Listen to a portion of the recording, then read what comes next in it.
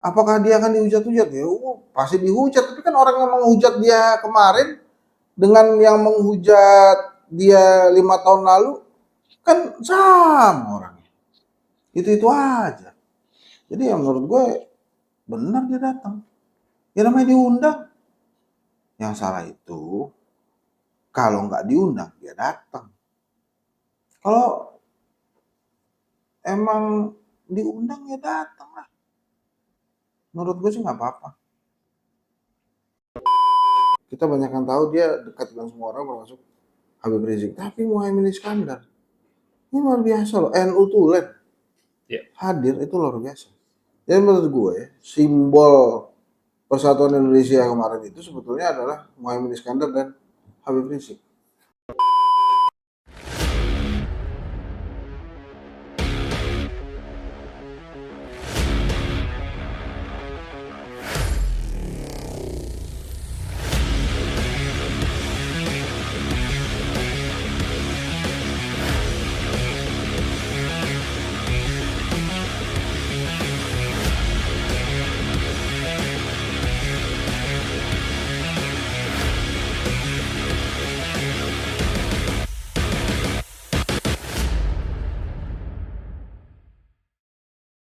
Kembali lagi di ruang Hensat. Nah, udah, oke.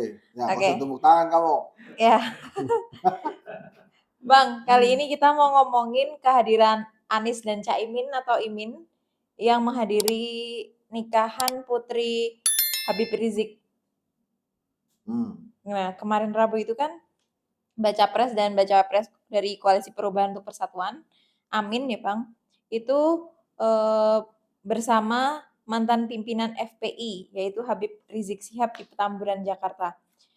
Menurut Bang Hensat, terkait Amin yang bertemu RHS di pernikahan anaknya ini gimana Bang? Menurut gua nggak apa-apa orang diundang. Terus kan ya gue yakin Mas Anies juga ngitung lah, Mas. Ini kalau gue datang impactnya apa? Dia kan orang cerdas ya. Kan paling salah satu impactnya banyak yang nuduh-nuduh kan. Wah ini bakal radikal nih, bakal inilah itulah gitu. Kan orang yang nuduh-nuduh kayak gitu udah 5 tahun umurnya, nggak ganti-ganti. Nggak mau move on gitu maksud saya. Ya. Berkurang nggak menurut lo? Menurut saya sih berkurang. Dan kemarin itu Muhaimin Iskandar itu ketua umum PKB, tapi dia juga wakil ketua DPR. Jazilul Fawait, wakil ketua umum PKB, dia juga wakil ketua umum MPR. Kemarin hadir di acaranya Habib Rizik. Jadi ini catatannya dua. Yang pertama, Indonesia itu memang posisinya tinggi. Saling menghargai, lo diundang ya lo datang. Nah kemarin kebetulan Habib Rizik, Anies ya datang lah. Apakah dia akan dihujat-hujat? Ya pasti dihujat, tapi kan orang yang menghujat dia kemarin dengan yang menghujat dia 5 tahun lalu kan sama orangnya. Itu aja. Jadi ya menurut gue benar dia datang. Ya namanya diundang. Yang salah itu kalau nggak diundang dia datang. Kalau emang diundang ya datang lah. Menurut gue sih nggak apa-apa.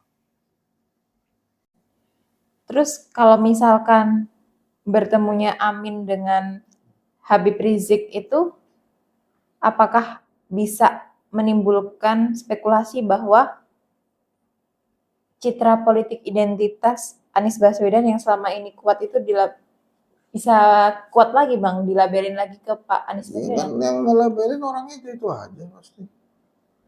Menurut saya juga kan udah selesai juga cerita Habib Rizik dan PSI kan udah dibubarin juga sama pemerintah.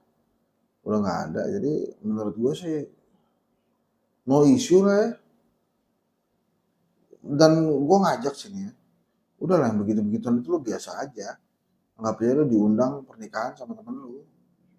Itu lo datang aja udah selesai. Masa pernikahan ada kaitannya dengan pilihan-pilihan politik kan nggak gitu juga om menurut gue sih. Hotman Paris tuh kemarin nikah. Hensat diundang, datang saya. Anies diundang, Anies datang. Nggak dihebohin Hotman Paris. Anies datang.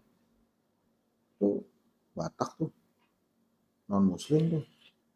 Gede itu di gedung yang di mana?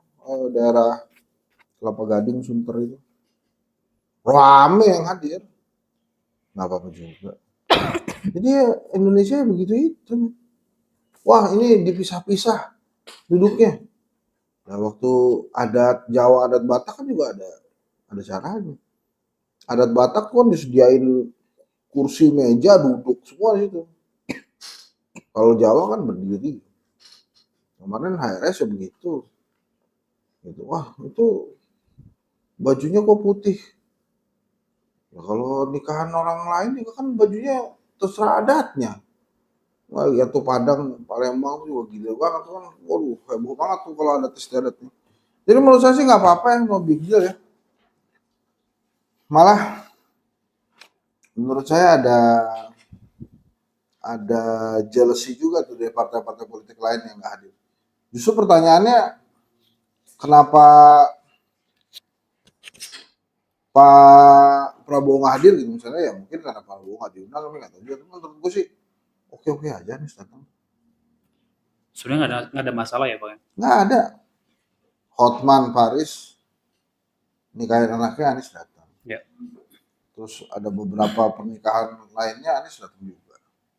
Ini apa? Kemudian Rizik nggak apa-apa kan? Mau dikaitkan sama FPV-nya kan nggak ada. Dia mau apa?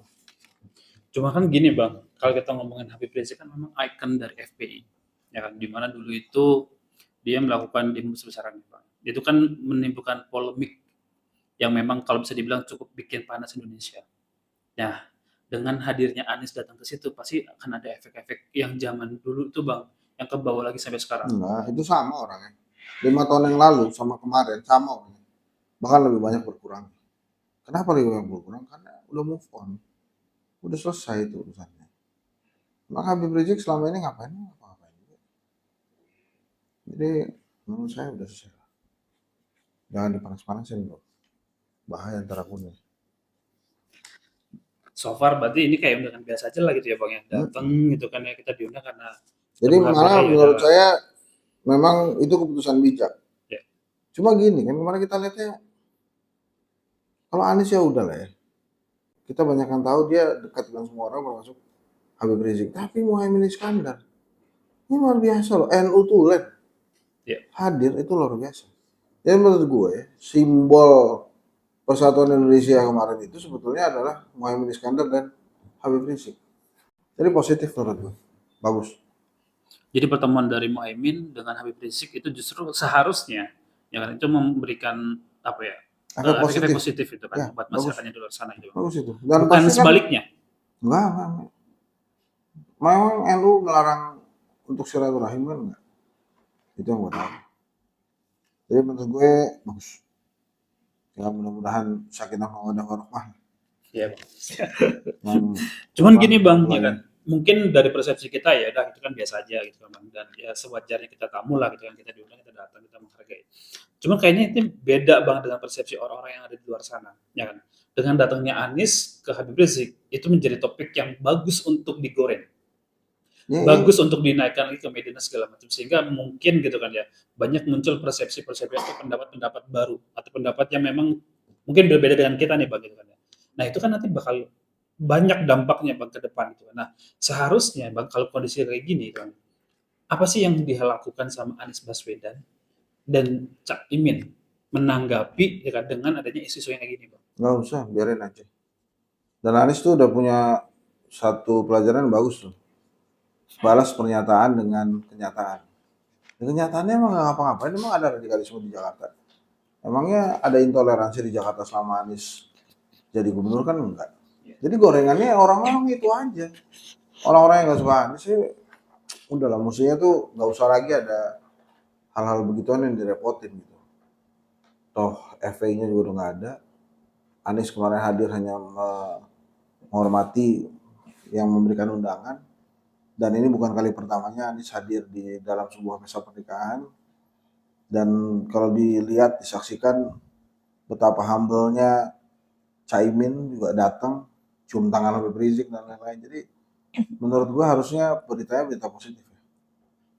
Gitu. Kalau yang nggak suka dari 5 tahun yang lalu nggak suka bos, ya udah biarin aja.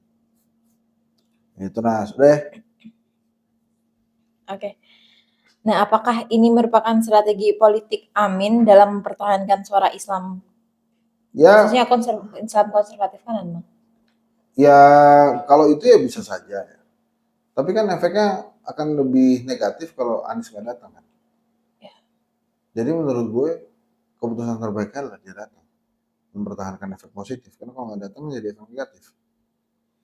Gitu. Tapi kan orang pada nggak tahu Bang kalau Anies itu diundang sama Habib Rizik. Ya ini Kalau sudah nggak datang, kita kasih tahu. ini kan gara-gara dia datang justru makin banyak orang yang tahu Bang. Ya tapi kan Habib Riziknya tahu. Kan yang penting kan menghormati yang undang. Gitu. Makanya menurut gue sih terserah lah orang-orang itu mau marah gimana bodo amat. Menurut gue Anies tuh udah bener. Ini orang-orang ini nih justru yang mesti kita kritisi. Nggak selesai-selesai ngomongin politik identitas tuh. Emang cari duitnya di situ. Orang-orang ini tuh nyari duitnya ya kalau Indonesia pecah dapat duit dia.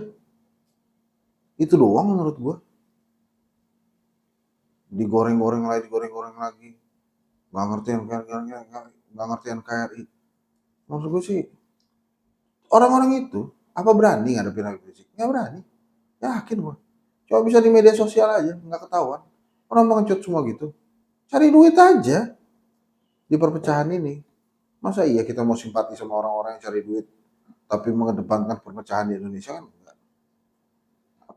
Jangan lihat Aniesnya lah kalau lo malas lihat Anies. Lihat Muhaimin Iskandar tuh, NU. Tulen, darah biru. Itu aja yang mesti dilihat. Jadi nggak usah ngomongin Anies. Anies itu biasa kan udah, makanya saya bilang tadi kan. Tapi ini yang dilihat Muhaiminnya. Lihat Jazilul. Top. Kedua pejabat negara. Anak-anak bangsa diladenin juga sama dia. Kan sama. Anies kan juga, Muhaimin kan juga punya opsi untuk gak datang kan. Tapi dia datang. Iya. Jadi kalau lo sebelah sama Anies, ini teman-teman yang sebelah sama Anies gara-gara datang ke Habib Rizik, ya lihat Muhaimin lah. Ya lo belajar lah dari Muhaimin.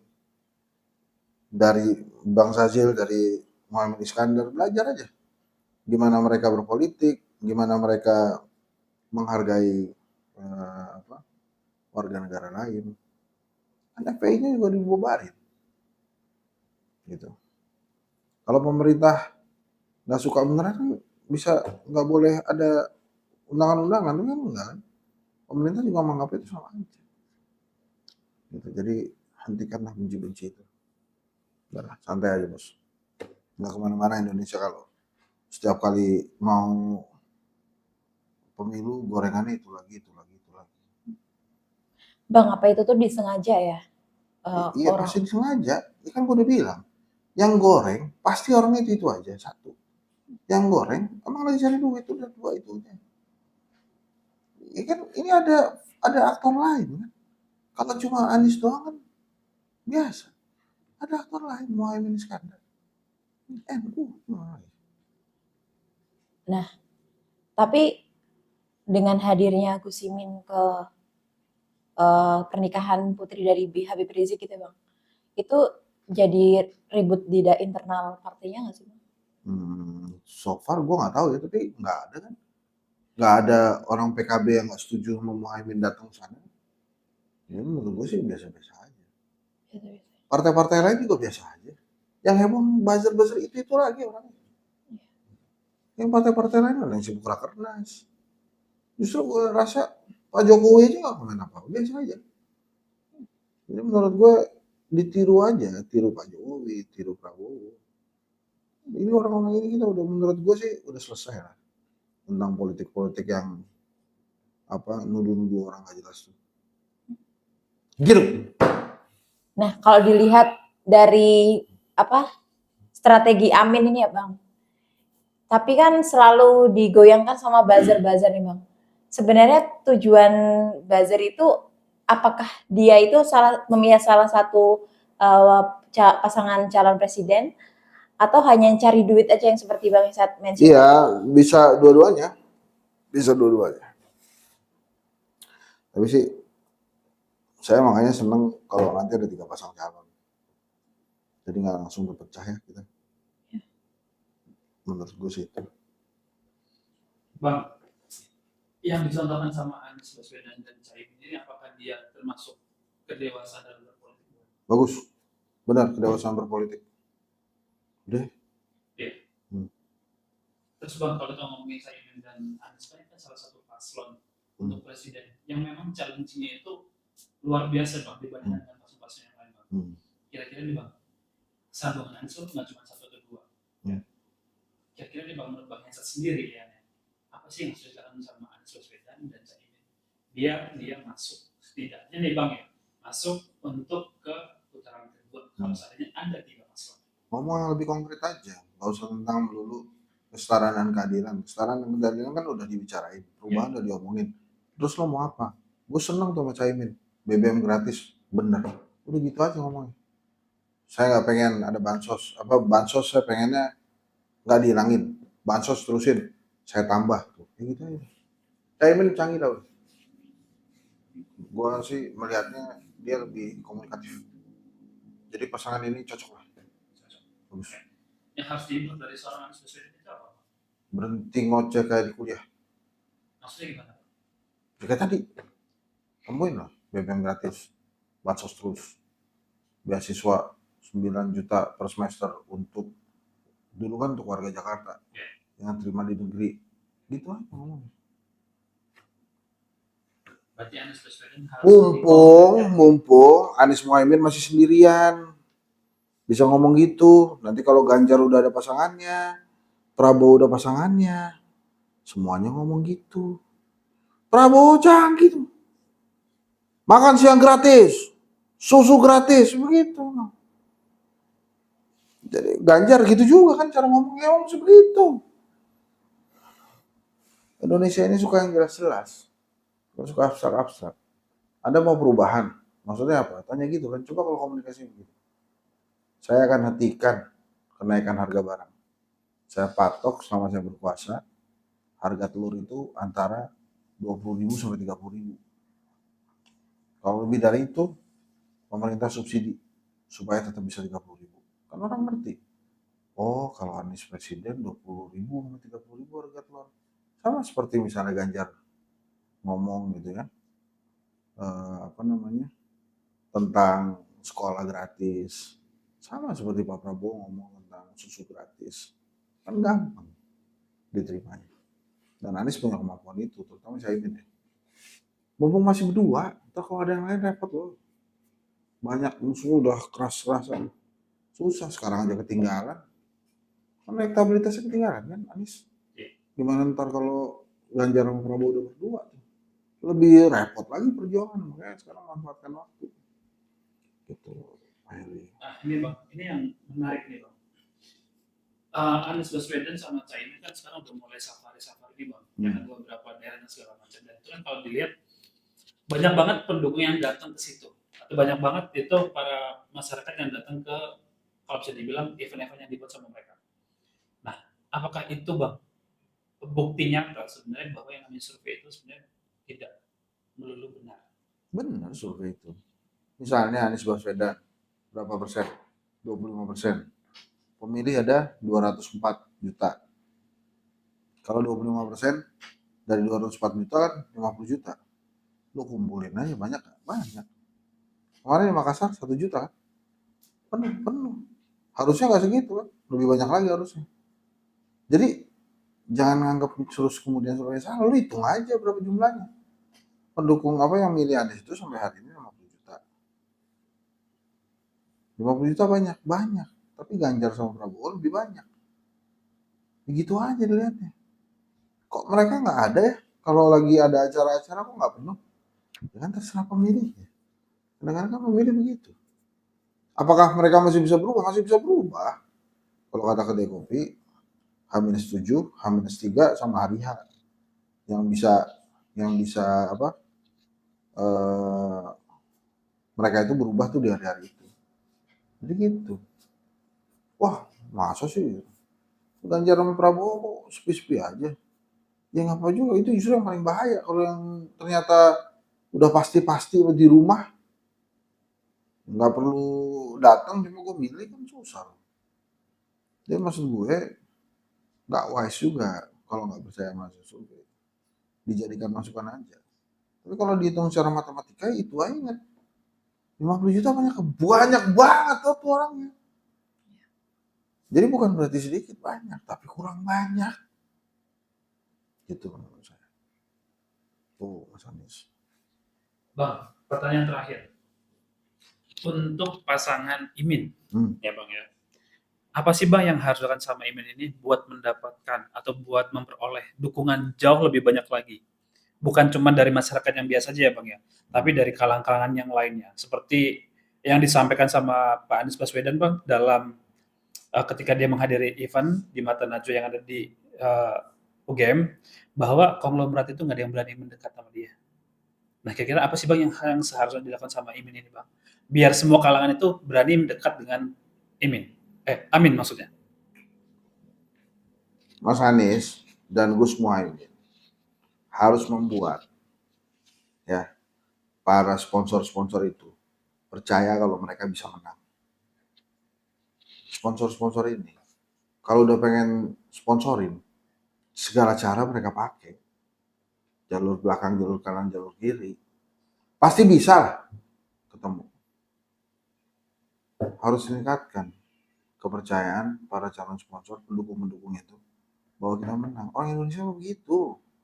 Mendukung kalau yang menang. Lihat aja Piala Dunia. Pasti kan dukungannya Argentina, Perancis, Inggris.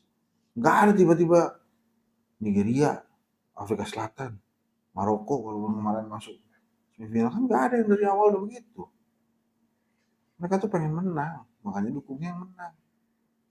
Caranya gimana?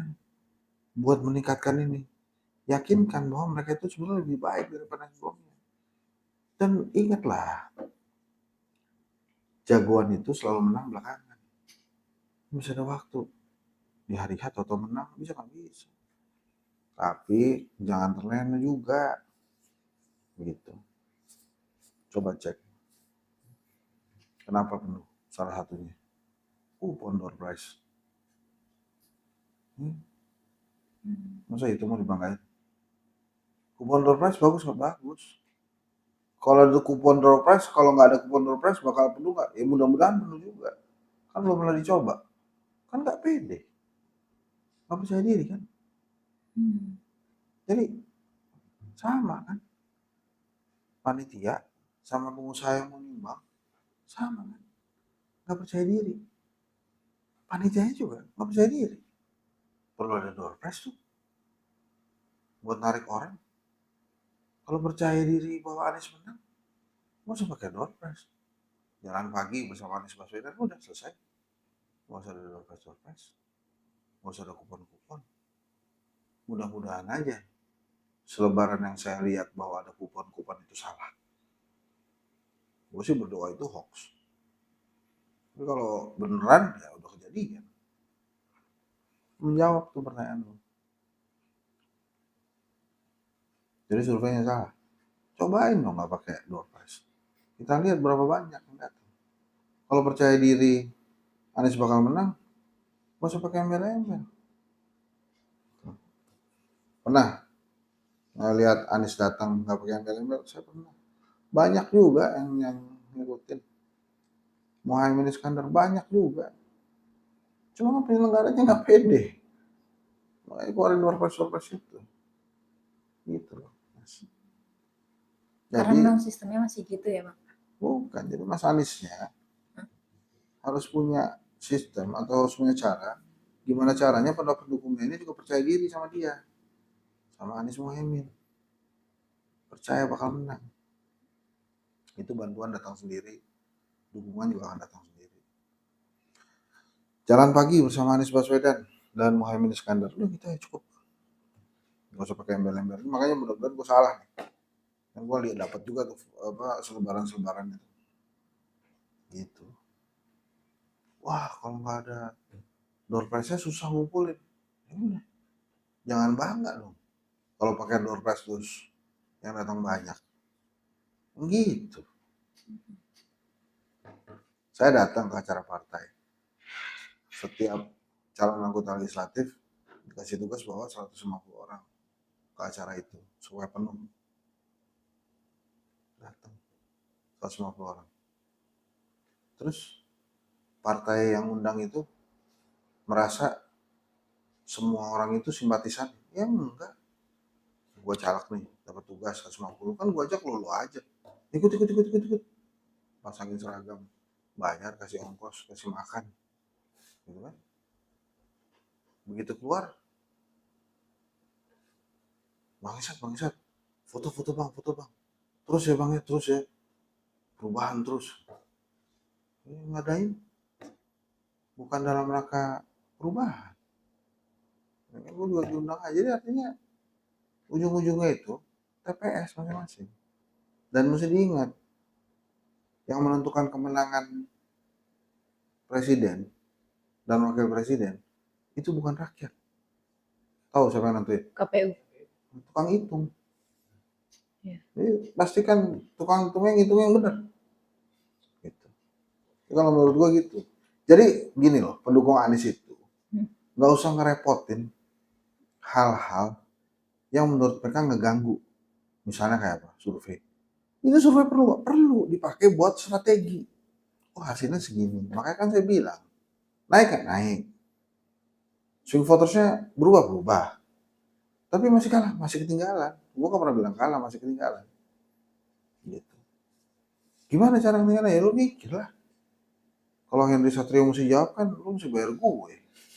Masa gue dianggap relawan? Kan enggak. Gitu. Jadi yang harus Terus kalau gue nggak dibayar kan gimana cara bayar lu? Padahal. Bang berani. Tuh, dia pura-pura nggak denger kan kalau begitu kan? Enggak bang, enggak kalau itu. Nah, gara-gara. Gini bang, berarti kalau untuk ngeyakininnya itu bukan dari visi misinya bang, atau dari visi misinya? Ya visi misinya. Tapi visi misi itu kan juga orang mesti ngerti kan, Nas. Perubahan apa? Ya Bapak Ibu sekalian, kalau harga-harga melambung tinggi, emangnya nggak mau berubah menjadi lebih terjangkau? Kan dia ngomongin gitu. Bansos masih ada nggak kalau Anies jadi presiden? Masih, malah kita tingkatkan isinya dari 5 kilo jadi 10 kilo, gitu. Konkret kan? Orang juga pengen Anies menang. Kan dari pengen dulu, makanya mereka usaha untuk menang. Jadi menurut gue, saya juga kecewa tuh begitu dapat lebarannya. Nah, lu jangan bangga dong kalau ada selebarannya. Bangga itu kalau kosong. Ayo jalan bareng. Gitu menurut saya. Nah, satu lagi nih bang, yang terakhir. Kalau seandainya, ini baca-bacaan ya bang, kalau seandainya ternyata pasangan Amin ini menang, katanya IKN bakal diberhentikan. Itu benar nggak sih bang sebenarnya itu? Anies sudah berapa kali ngomong tuh. Dia kan akan ini lagi, akan panggil ahli-ahli. Gimana supaya IKN ini yang terbaik buat Indonesia itu apa? Itu menurut gue jawaban paling bagus tuh. Karena dia nggak ngerti kan IKN, makanya dia panggil ahli-ahli ini IKN mesti gimana. Gitu kan menurut gue. Jadi sebenarnya belum ada kemungkinan atau belum ada jawaban pasti dari Anies sebenarnya bang. Anies juga masih mau menganalisa lagi apakah ini bagus atau gimana bang. Dan menurut gue sih itu wajar ya. Ngapain diterusin kalau emang nggak bagus kan? Kan konsesinya berapa? 190 tahun atau berapa tuh? Iya. Itu kan bahaya buat Indonesia. Betul. Itu kan harus diubah juga. Gitu. Jadi menurut gue baik Ganjar, Prabowo atau Anies sekarang itu PR-nya membuat rakyat percaya kalau mereka bisa menang. Terutama para pendukungnya. Jadi ya gitulah. Oke, siap. Thank you Bang Hensat buat video kali ini. Thank you buat bincang-bincangnya. Sampai jumpa di video berikutnya.